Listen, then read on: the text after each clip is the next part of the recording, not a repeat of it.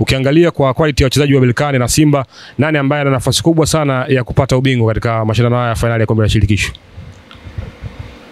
Ukiangalia quality ya wachezaji wa Berkane na Simba, obviously Berkane watakuwa na quality kubwa kutokana na the way wanavyowanunua wachezaji na hata wachezaji wengi wa Simba nadhani wanatamani ikija ofa kutoka Berkane, sidhani kama mchezaji ambaye atasema hapana.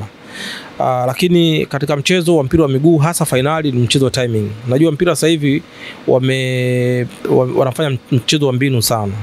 Ukiangalia hata wachezaji timu ambazo wamekutana na timu ya Al Masry inacheza ligi kubwa ya Misri tofauti na ligi ya Tanzania. Simba alishinda, aliwaondoa. South Africa pia ni ligi kubwa ukifananisha na Tanzania, lakini pia wameondoa katika hatua nusu finali.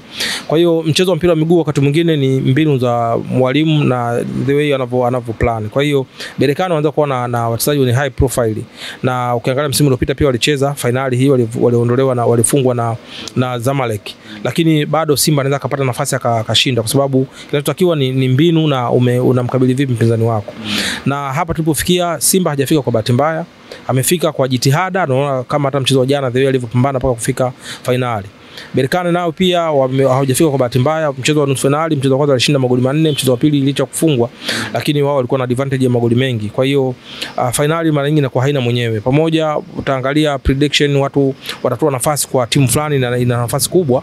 Hilo tunaliheshimu na tunaliacha hivyo, lakini wakati mwingine finali inacheza tofauti na watu wengi wanavyofikiria. Kwa hiyo jitihada na mapambano sasa hivi yaelekezwa katika michezo hii miwili.